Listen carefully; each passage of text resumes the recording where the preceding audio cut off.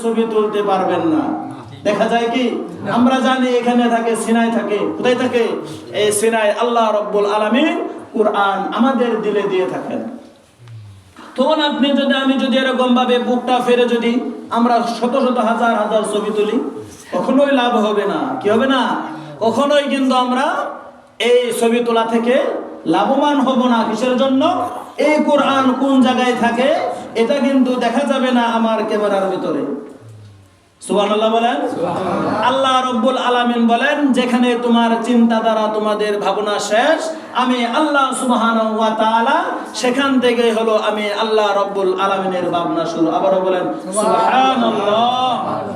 আল্লাহ রাব্বুল আলামিন বলতেছেন, ইন্না নাহনু নাযালনাল যিকরা ওয়া ইন্না লাহু লাহাফিজুন। জোরে বলেন আল্লাহু আকবার। আল্লাহ রাব্বুল আলামিন এই কোরআনকে কিন্তু নিজেই হেফাজত করবেন। যদি এই তামাম দুনিয়ার কোনো মানুষ যদি হেফাজত না করতে পারে, যদি এই কোরআন কেউ তেলাওয়াত নাও করে, আল্লাহ রাব্বুল আলামিনের কোনো আসে যাবে না।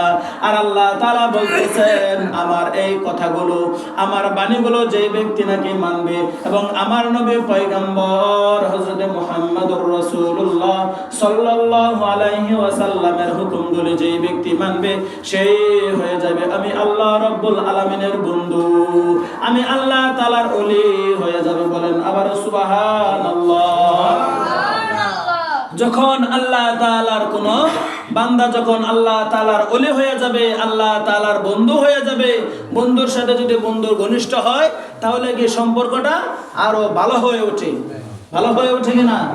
যখন সম্পর্ক ঘনিষ্ঠ হয় তখন সম্পর্কটা আরো মধুর হয়, আরো ভালো হয়। তখন আল্লাহ রাব্বুল আলামিন, যখন আমি যেহেতু মানুষ হিসেবে আল্লাহ তাআলা আমাকে পাঠাইছেন জীবন দিয়া, যখন আমি মারা যাব মৃত্যুর পরে, আমার জন্য সদকা যাবে ওই কবরে, রুহে, আমার রুহের জন্য আমাকে সদকা পাঠাবে যারা, উনার আল্লাহ রাব্বুল আলামিন ওইটা পৌঁছায় দিবেন আমার রূহ মুবারকে। আমার জন্য যদি কেউ দান করে, বলে যে আল্লাহ তুমি ওই ব্যক্তিকে মাফ করে দিও, আমি তার জন্য কিছু দিলাম, আমি আল্লাহ রাব্বুল আলামিন আপনার মসজিদে আমি কিছু দিলাম, আমার ভাই যেন নাজাত পায়, কোনো অপরাধ থাকলে সে যেন অপরাধের মুক্তি পেয়ে সে যেন মাফ পায়। এজন্য আমরা দান করি না, টাকা পয়সা দেই না, মসজিদে দান দেই না, চাল দেই না, আমরা অনেকেই দিয়ে থাকি। কিন্তু তাহলে কি করবেন? আল্লাহ রাব্বুল আলামিন আমার এই দানকে কবুল করে আমার রূহ মুবারকে এর দোয়ার হাদিয়া পৌঁছায়া দিবেন। জোরে বলেন সুবহানাল্লাহ।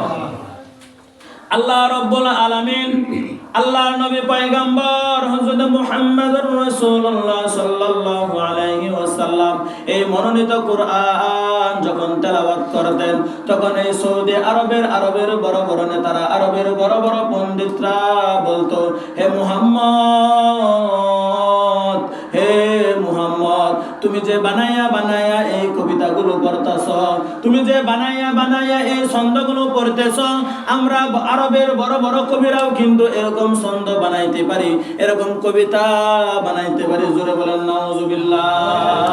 নবী পয়গম্বর মুহাম্মদুর রাসূলুল্লাহ সাল্লাল্লাহু আলাইহি ওয়াসাল্লাম বলতেছেন, মুহাম্মদ হারগিজ না গুফতাতা না গুফতা জিবরাইল, মুহাম্মদ হারগিজ না গুফতাতা না গুফতা জিবরাইল, জিবরাইল হারগিজ না গুফতাতা না গুফতা রব্বে জলিল। বলেন সুবহানাল্লাহ। আল্লাহর নবী পয়গম্বর কি বলতেছেন? আমি আল্লাহ তাআলার পক্ষ থেকে ছাড়া, আমি আল্লাহ তাআলার হুকুম ছাড়া আমি নবী কোনো কথাই বলি না।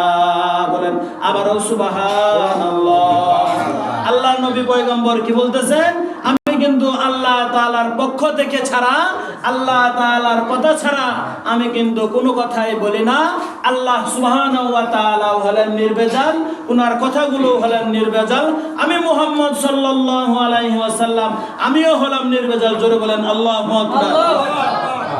আল্লাহর নবী পয়গম্বরকে এরকম আরবের বড় বড় নেতারা বলতেছে, আমরাও কিন্তু এরকম ভাবে তোমার মতো ছন্দ বানাইতে পারি, তোমার মতো কবিতা বানাইতে পারি। আল্লাহর নবী পয়গম্বর বলতেছে, আমি কিন্তু আল্লাহ তাআলার পক্ষ থেকে সারা কোনো কথাই বলি না। এই কিতাব আল্লাহ রাব্বুল আলামিন সারা দুনিয়ার মধ্যে কোনো মানুষের কোনো ক্ষমতা নাই এই কিতাব বানানোর। একটা